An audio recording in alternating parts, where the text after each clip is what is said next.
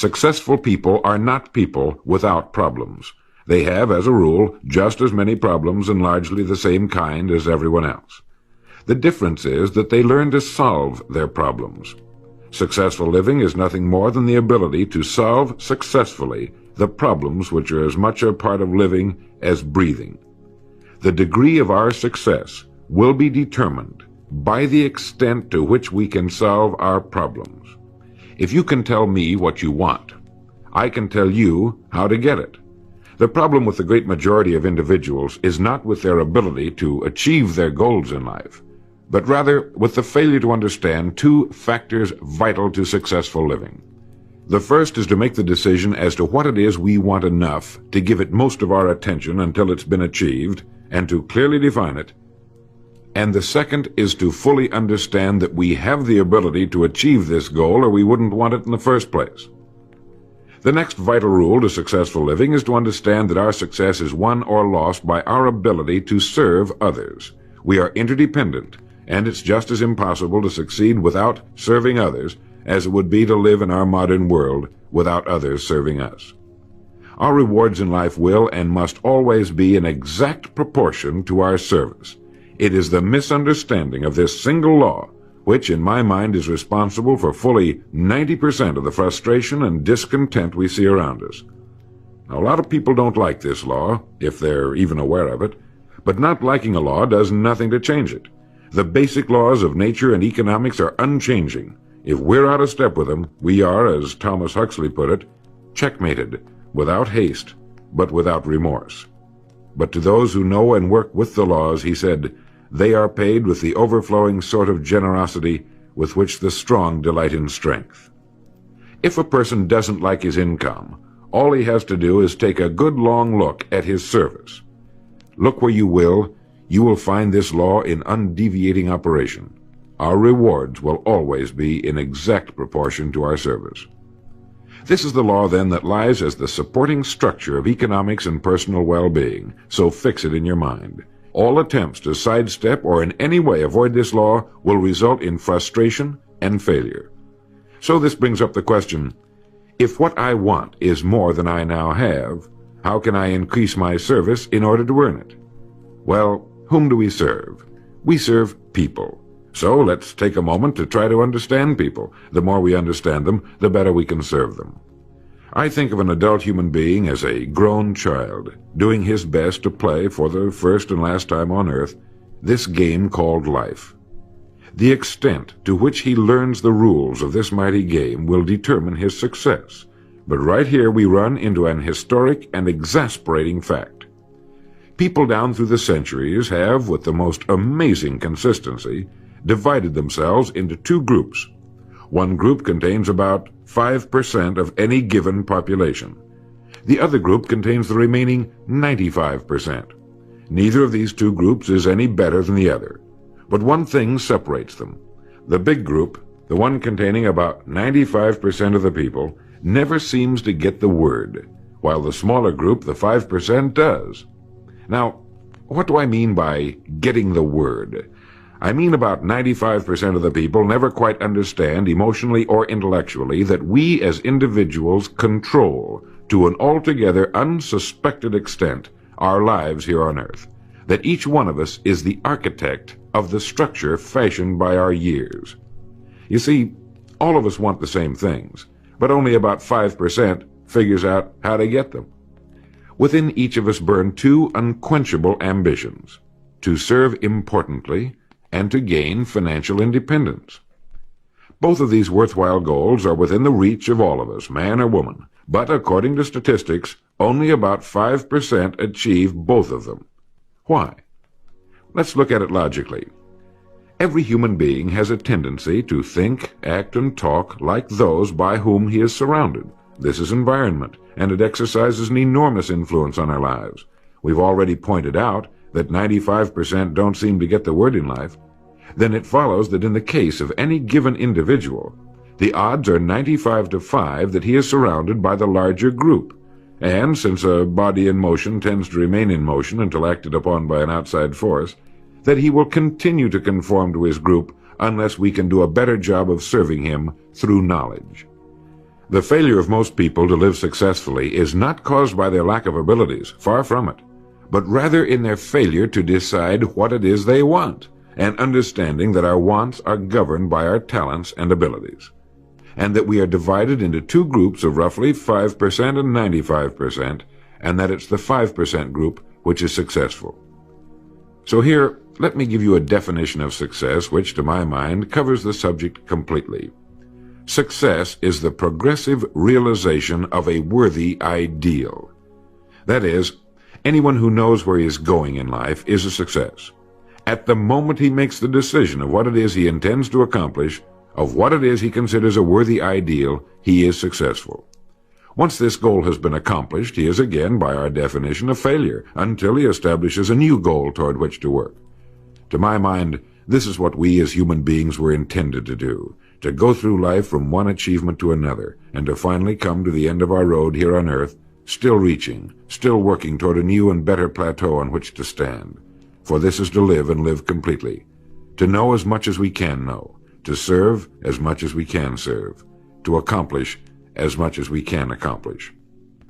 Well, since success is the progressive realization of a worthy ideal, why are we faced with only 5% who can be called really successful? Because the best estimates available tell us that only about 5% will ever decide upon and define the one thing they want. One thing, because we can only do one thing at a time. To my mind, the story of a person's life is the story of a quest, a search to which he devotes his life. We know that the happiest people on earth are those who know exactly what it is they seek and set boldly out to find it. And while we're all dreamers, the fortunate ones are those who have found a dream so exciting and worthwhile that they'll devote a part or all of their lives to making that dream come true. But while all dream, by far the great majority, that 95%, never realizes that a persistent daydream is often the point on which we should set our compass, the place toward which it is meant for us to journey. The tragedy is that the great majority shrugs off this built-in direction finder and returns to the wide, visible, well-marked road in life which they feel must be the best road because it carries the heaviest traffic. Well, let's make this point clear.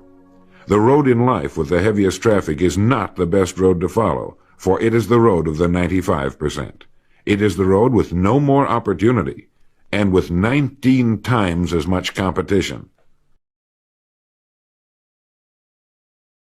Of all the billions of human beings who've lived on Earth, all great advances, all great ideas have come from just a handful, a few thousand out of billions.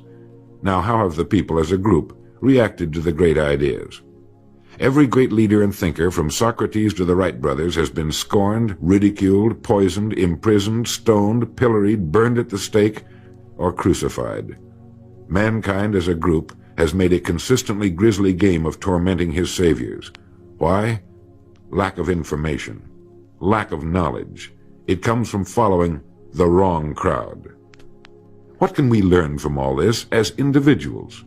Two things. One, to amount to anything as individuals, we've got to be individuals. We've got to have individual goals, individual thinking, individual action. And two, we must never conform to the great mass of people. We must love them, help them, for our joy and success will be determined by the extent to which we serve them. But we must never lose our individuality and identity by permitting ourselves to be submerged in this suffocating sea of indirection and purposelessness. There's nothing wrong with emulation. In fact, it's a good idea, so long as we emulate a person who represents that which we wish to become, but never the crowd, never the 95%. We are what we think about. Our minds, our thinking, controls our destinies here on earth to a degree totally unsuspected by the great majority of people. When you think about it a moment, it becomes so obvious, so clear and simple. Well then, if we become what we think about, and if we can control our minds, we can pretty well tell our own future. And that's the point I want to make. That's what I meant when I said earlier that each one of us is the architect of the structure fashioned by our years. This means that if we're confused about what we wish to become or accomplish, our lives, our environment will mirror that confusion. It also means that if we know what it is we seek, that it must be accomplished. barring an act of God or a catastrophe over which we have no control, we as individuals can call our own shots for the rest of our lives. We can know what it means to go through life from one success to another, to play life according to the rules and reap the rewards. We can know what it means to have peace of mind and live calm, cheerful, successful lives. You are at this moment the sum total of your thoughts to this point, for there is nothing else you can be. And 5 years from now, you can be and have anything you set your entire mind and heart upon. Succeeding in life has always been a matter of doing that which the great majority does not do. Now let's keep this in mind as we get into this business of goals. It isn't that I want to make an invidious comparison between the 5% and the 95%, not at all. That's just the way it is. And if we don't recognize it, it will be to our cost. At the beginning of this record, I made the statement, if you can tell me what you want, I can tell you how to get it. You see, the trick is not in achieving our goals, it is in establishing them. A ship would never leave a harbor if it did not have a destination. An industrial plant would never open its gates if it did not have a product or a purpose. Football would not be played without goalposts, nor would baseball without a home plate. Every business operates for a purpose. Every game has a reason. Getting back to the analogy of our ship, if you were to climb to the navigation bridge and ask the captain the name and location of his next port of call, he would tell you immediately. There's not the slightest doubt in his mind. Can you tell anyone your destination just as quickly and in one sentence? The captain of the ship knows that he can arrive at only one port at a time. He knows that it's impossible to arrive at two. Do you know that? He also knows that his destination will be invisible for fully 99% of his voyage, but he knows it's there, and that he'll reach it, barring an unforeseen catastrophe, if he will just keep doing certain things a certain way every day. One fine morning his destination will appear on the horizon. He'll sail into port, his voyage successfully completed. When his business has been accomplished, he'll then sail to another predetermined port of call, and this will take him and his ship from one success to another for the rest of both of their lives. By understanding that he can reach only one port at a time, the owner of a ship can, in the short space of a very few years, reach hundreds of ports successfully.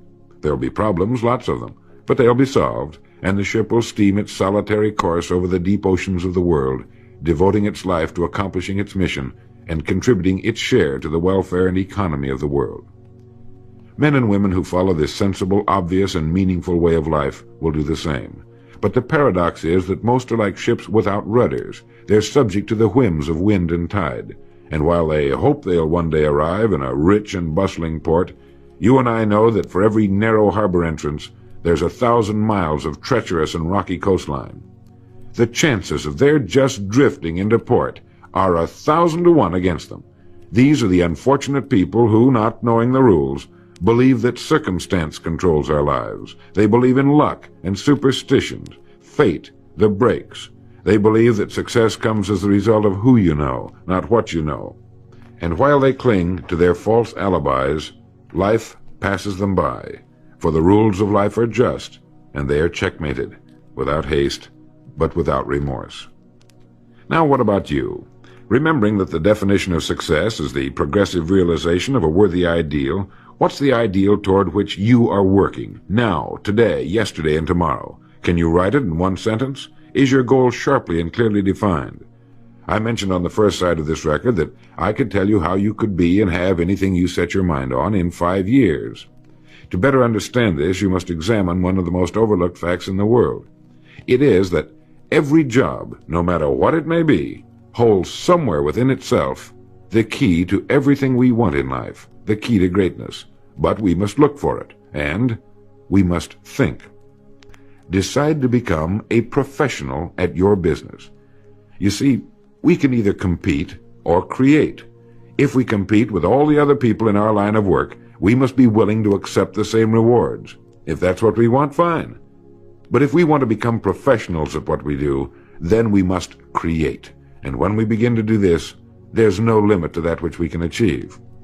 We hear a lot these days about a word called security. Everyone wants security, but not 1 in 10 can tell you what it is. Most people will tell you that security rests with a job. This is impossible. There is no such thing as a job that represents security. Anyone with a job can lose it for any one of 1,000 reasons at any time. There is only one place on earth you can find security, and if it isn't there, it isn't anywhere. It's inside of a person, never outside. If a man has security inside, where it belongs, his wife and children can feel it when he sits down to eat with them, and they're warmed by it. If a man has security inside, where it belongs, you can see it walking down the street, and you can feel it when he enters a room. That's security, and you can't take it away from him. You can take away his money, his home, everything but a wife who's willing to start over, and most of them are, and drop him anywhere in the country. Go back in a year, and he'll be doing just as well as when you found him the first time. You can't keep a good man down, no matter what you do to him. Like cream on milk. You can shake it all day, but just set it down for a while, and it'll bounce right to the top again. This man or this woman has security, where it belongs. And do you know where it comes from? It comes from doing what we do for a living surpassingly well. It comes from being a pro in a world of amateurs.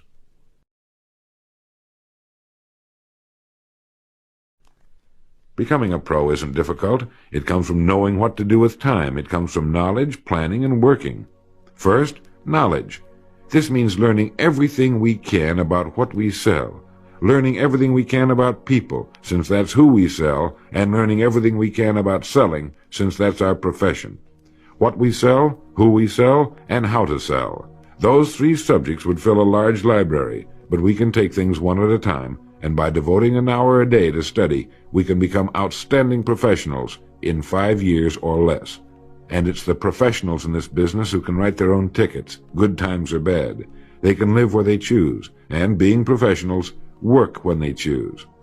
Second, planning. This means writing down the specific goal we're now working toward. It means writing in detail about the first port of call we want to reach, realizing that we can only reach one at a time. It means selecting the income we feel will represent financial independence to us. Once this has been selected, we know exactly what we must do in order to reach it. As soon as our first goal has been reached, we can set a new one. The person who does this is the person people call lucky. Good things just seem to happen to him. The so-called breaks start coming his way. But it's a result of planning and working positively that attracts the good things to us. I can't emphasize too much the importance of describing your goal in detail. If it's a beautiful new home, get the actual plans, or at least an elevation drawing of the home, and carry it with you so that you can look at it regularly. If it's a certain amount of money, write down the specific amount for the coming year to the penny, and then work your plan. Whatever your goal may be, write it down in detail. Then you're like this ship. You're on course, and you reach more successful ports in a few years than most men do in a lifetime. And third, working. Working more than the average, if we're going to achieve more than average results, is necessary, of course. But with proper planning and with knowledge, it seems easy. Moreover, to work, we need energy, and energy is inextricably linked to desire. Unless we have a desire to do a certain thing, we find ourselves without the energy. But you will never find desire without energy. Once our goal has been crystallized in our minds and we realize that we become what we think about, our doubts vanish as to whether or not we can achieve our desired ends, and with the picture of our dream in our mind, we have abundant energy. Compared with what we ought to be, we're only half awake. Our fires are damped, our drafts are checked. We're making use of only a small part of our possible mental and physical resources. Stating the thing broadly, the human individual thus lives usually far within his limits. He possesses powers of various sorts which he habitually fails to use. He energizes below his maximum, and he behaves below his optimum. And then he wrote, "Excitements, ideas, and efforts, in a word, are what carry us over the dam." He goes on in this excellent essay to point out that we have deep reservoirs of abundant energy that we habitually fail to use, and that by pushing past the first false feeling of fatigue, we will find an exhilarating second wind that will take us to our goals.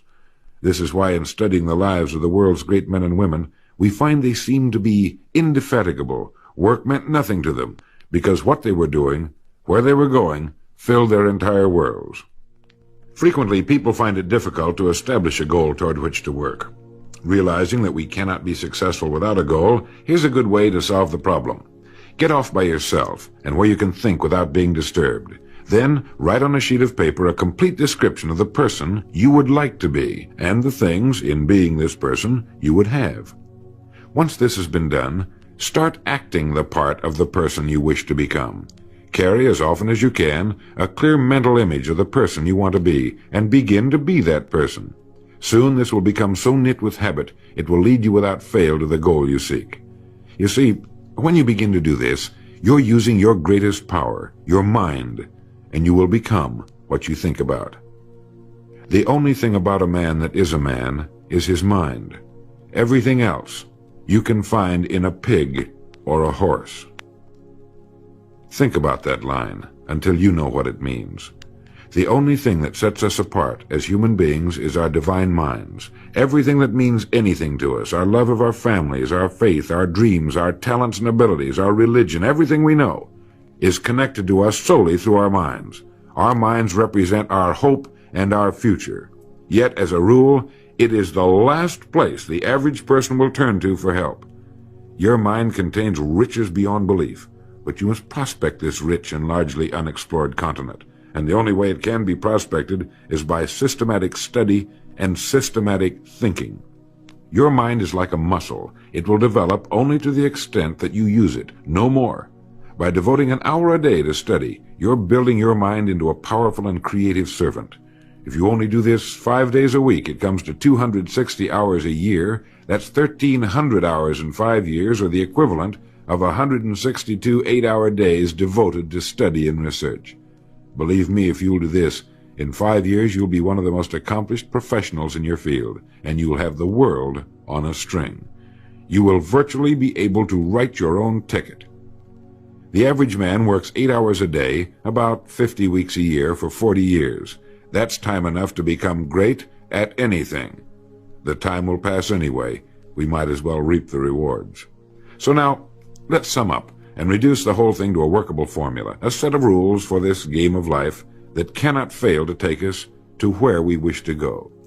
The first and most important thing to remember is the rule that controls our life. We become literally what we think about.